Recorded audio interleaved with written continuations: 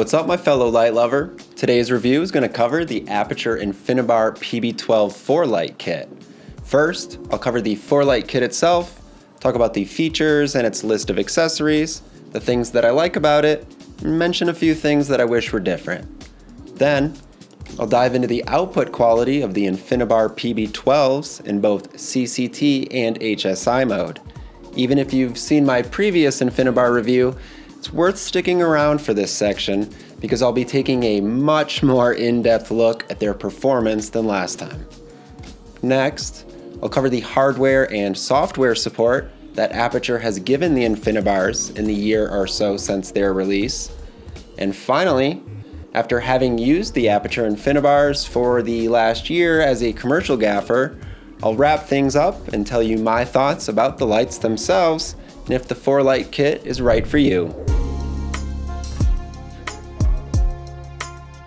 The Aputure Infinibar PB12 4-light kit comes with, you guessed it, 4 lights and a long list of accessories to help us users make the most from having all 4 of those bars at once.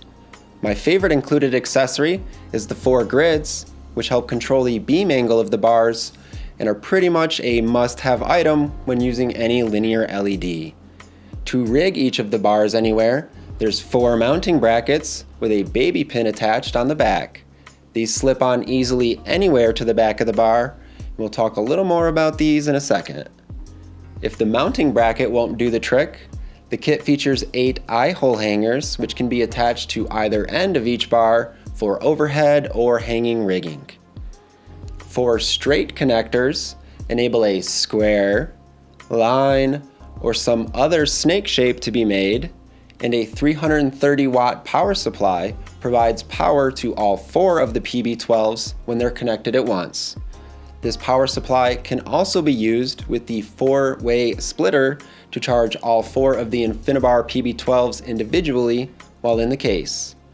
There's 2 cables for this as well, which can help extend the cable length. 2 48 watt power supplies enable charging of 2 of the bars when in use, and there's 4 connector cables in the kit. Lastly, 3 AC power cables help provide power to the 3 power supplies.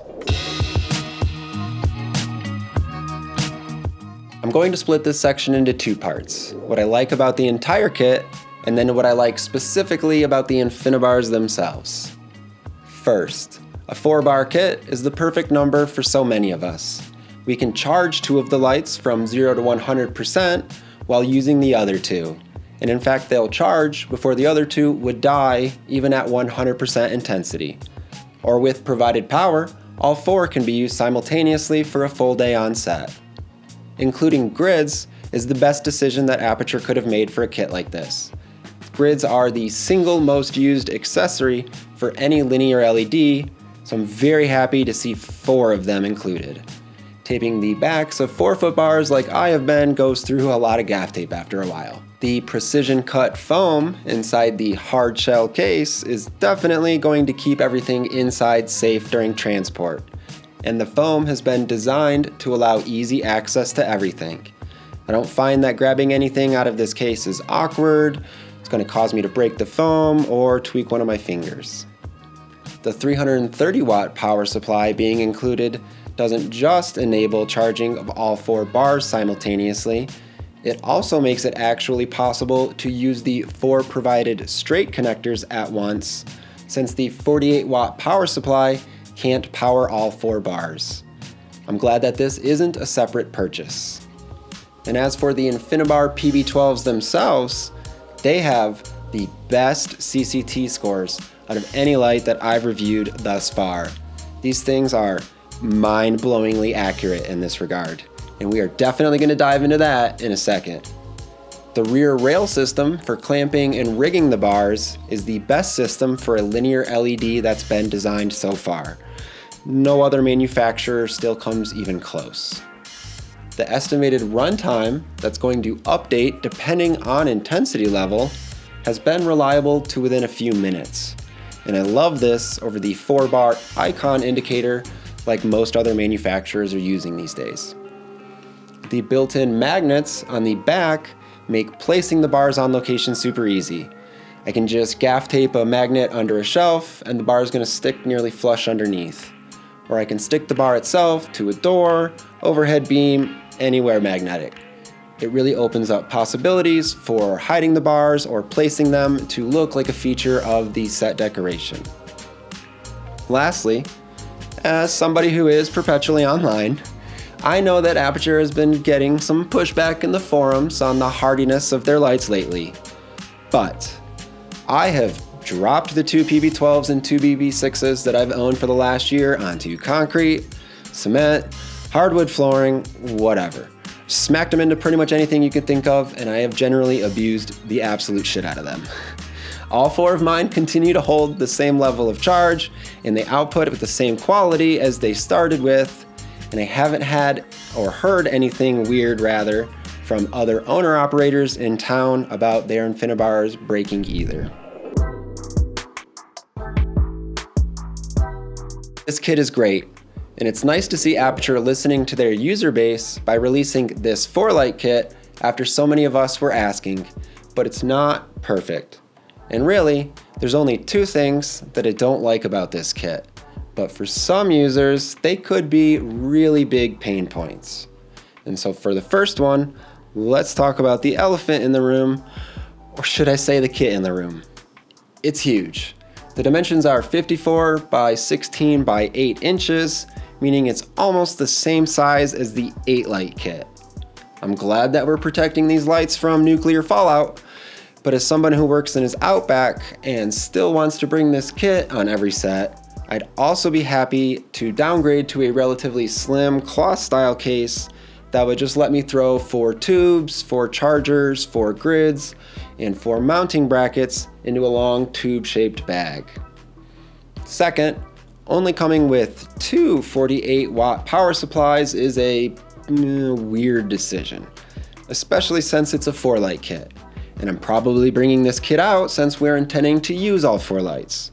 So now I've got to buy 2 more power supplies at $60 a pop just to gain access to one of the main reasons I'm buying a 4-light kit, which is to use all 4 bars at once.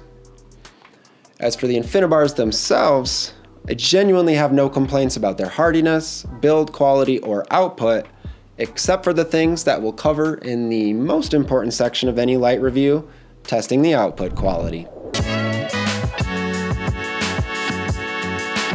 In this section, I'll cover the Aputure Infinibar PB12's output quality in CCT mode and HSI mode, examine their relationship between intensity and output level, and review SSI and TM30 scores at both 5600 and 3200 Kelvin.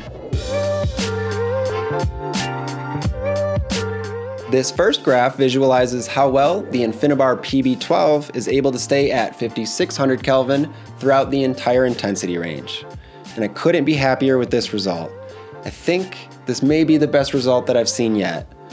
The Infinibar measures within 40 Kelvin throughout the entire intensity range, and with a DUV value that never moves further than 0.0005 above zero. Not only is this not a noticeable shift, it's basically negligible. The light performs similarly well at 3200 Kelvin. Throughout the entire intensity range, we can see the light is within just 30 Kelvin of the target, except at 20% intensity where it's 45 Kelvin away. The light does even better with DUV here, if that's possible, measuring just 0.0003 away from zero along the entire range. Holy shit. This diagram shows us how well the Aputure Infinibar PB12 is able to track the TM30 reference curve, which is the most current standard for color temperature in filmmaking. The light trends towards 1/8 green beginning around 4000 Kelvin. And that's because the Infinibars were engineered to track the Planckian curve, which is a slightly older color temperature standard. When I overlay the black body standard onto this graph, we can see how flawlessly the Infinibar PB12 stays near it. In fact, along the entire color temperature range, only one measurement was beyond 50 Kelvin away from the target, We can see this more clearly if I graph the expected versus actual CCT graph from 2700 Kelvin to 7000 Kelvin. The ideal line isn't even visible because the data lies so precisely over it. This light also stayed relatively consistent as intensity was lowered from 100% to 75 to 50 and then down to 25%. Time to test the PB12s in HSI mode. And not to give away the next several minutes of this video, but I do hope that this is an area that we will see improvement from the coming years from Aputure as they release lights containing their newest color engine. The first graph shows us the relationship between hue selection and color output. The tight grouping in the red, blue, and particularly green corners indicates that this light won't perceptibly change much around these hue values. The tight spacing to the corners also means that there is fidelity lost in other sections, particularly in the oranges and cyan to blue region. Overall, this diagram suggests that there isn't a very strong linear correlation between color output and hue selection. This next diagram is a visualization of the relationship between hue selection, saturation level, and color output when in HSI mode. And this graph is pretty bad for multiple reasons. First, the light doesn't actually desaturate between 100% and 75% for any of the tested hues. The light stays near 100% saturated output, but just changes hue. Purple and reds move towards pink, blue moves towards cyan, orange moves towards yellow, and greens barely move at all. Second, the tested white point at 0% saturation comes out to be around 6500 Kelvin instead of 5600 Kelvin, which is noticeably cooler. It appears to me like Aputure tried to make a mathematical model that covers the gamut of the Infinibars, which is why the desaturated white point lies where it does, as it looks perfectly in between the 120 and 300 degree hue value points. And this also may explain why the graph looks perfectly mirrored along this same axis. The colored output from the Infinibar PB12 did stay relatively consistent as intensity was reduced from 100 to 75 to 50 and to 25% saturation at least. I do want to put this graph into some context though. If we look at some other lights in the Aputure lineup, like the MC Pro, 600C, and 600C2, we can see the same pattern over and over. So if you stay within the Aputure ecosystem, then this is actually kind of a nice result because it means that all of Aputure's lights will work well together. And this cohesiveness between units is also why I think that we're going to see a really big change to this result in the next year as Aputure rolls out their new full color LED chipset. This is a perfect time to reset the ecosystem since they won't need to match their new lights with ones that were released several years ago. If we group the previous data by saturation level instead of intensity, we can visualize the relationship between intensity and color output of the Aputure Infinibar PB12s in HSI mode. Like the last few graphs suggested, the groupings for each hue are super tight and at each saturation level. If we combine these results and the previous ones, we can infer that even if it takes some time and fine-tuning to dial the exact color that us users would want, at least we can be sure that color will stay the same as the intensity is adjusted. This graph showcases the relationship between intensity and output as measured in lux at both 5600 Kelvin and 3200 Kelvin. This relationship for the Infinibar PB12s could not be more linear. And our value of 1 here actually means perfectly linear correlation. And this can also be seen on the left side here in the raw data. Notice how perfectly the light doubles in measured output when intensity is doubled. Absolutely flawless. At 5600 Kelvin, the Aputure Infinibar PB12 has an SSI score of 74 and a TM30 RF average value of 95. At 3200 Kelvin, the Aputure Infinibar PB12 has an SSI score of 85 and a TM30 RF average value of 95 again. After a year of being on the market, has Aputure done anything to continue supporting the Infinibars? Well, on the hardware side, there's new connectors to enable new shapes, and also new connecting brackets with an empty power connection that will make connecting and powering larger shapes much easier. And on the software side, they've added a DMX profile screen, which displays the essentials like address, mode, and battery life. And they've also patched in DMX smoothing, which is a very welcome addition so that these Infinibars can be used in sync with other RGB enabled lights from Aputure. The Aputure Infinibar PB12s and PB6s that have been in my kit have been total workhorses over the last year. They are super easy to work with and have taken an absolute beating.